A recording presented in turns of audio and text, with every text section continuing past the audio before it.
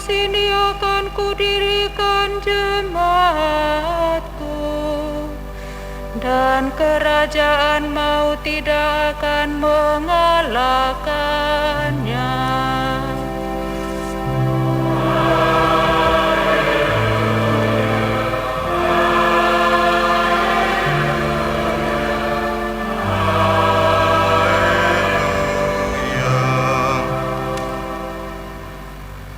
Tuhan bersamamu.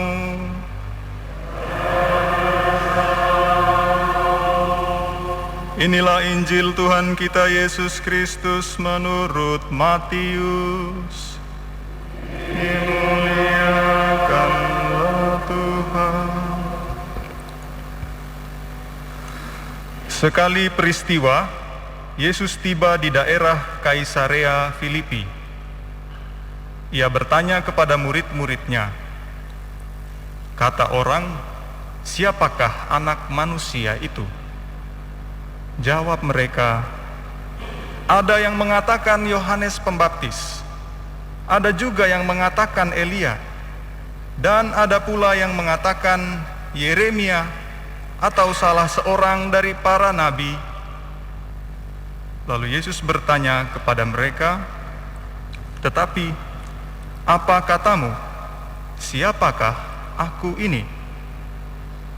Maka jawab Simon Petrus, engkau adalah Mesias, anak Allah yang hidup. Kata Yesus kepadanya, berbahagialah engkau Simon bin Yunus, sebab bukan manusia yang menyatakan itu kepadamu, melainkan Bapa-Ku yang di surga. Dan aku pun berkata kepadamu, engkau adalah Petrus, dan di atas batu karang ini akan kudirikan jemaatku, dan alam maut tidak akan menguasainya. Kepadamu akan kuberikan kunci kerajaan surga, dan apa yang kau lepaskan di dunia ini akan terlepas di surga. Demikianlah Injil Tuhan. Terpujilah Kristus.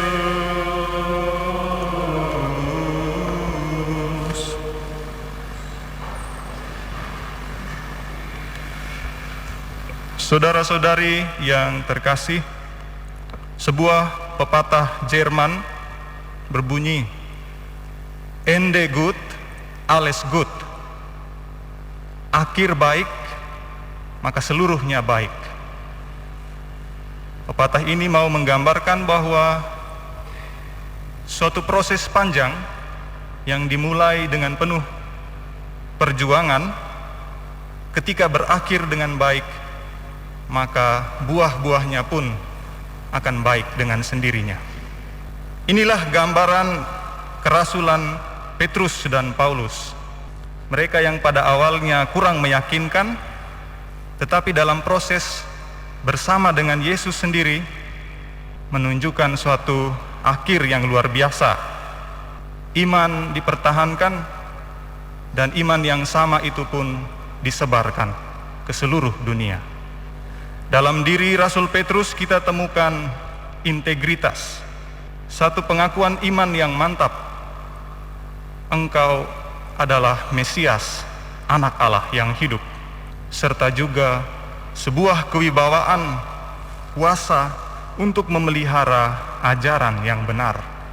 Maka kita sampai hari ini beriman oleh warisan iman yang dijaga oleh para rasul, dengan Rasul Petrus sebagai kepalanya.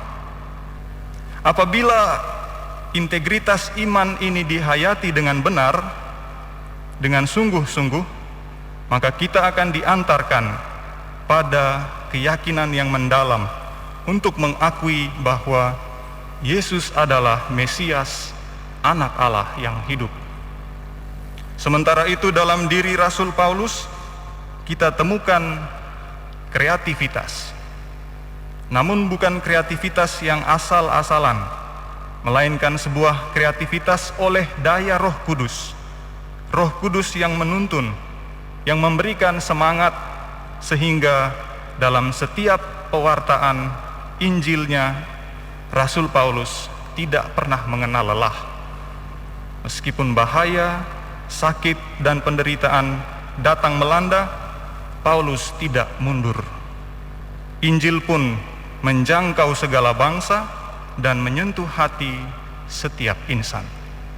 Pesan perayaan hari ini untuk kita. Pertama, perayaan hari ini secara tersirat hendak memberi amanat bagi kita bahwa sebagai anggota gereja kita dipanggil untuk menghidupi semangat persatuan, semangat persekutuan. Dasarnya ialah para rasul. Orang-orang Kristen khas dengan persatuan, persekutuan. Maka bila ada orang Kristen yang suka akan perpecah belahan, barangkali ini bukan semangat yang lagi dapat disebut Kristiani. Maka upayakanlah persatuan, persekutuan dalam hidup kita setiap hari. Dan yang berikutnya ialah kita pun dipanggil untuk bersikap terbuka, membuka diri dalam pergaulan, juga dalam perjumpaan dengan siapa saja. Iman yang kita percayai akan Kristus Tuhan kita bawa ke dalam hidup kita tiap hari. Setiap pergaulan, setiap perjumpaan, hendaknya kita wujudkan iman itu. Pengenalan akan Kristus ditunjukkan dalam pengenalan kepada sesama, terlebih mereka yang paling menderita dan membutuhkan uluran kasih kita.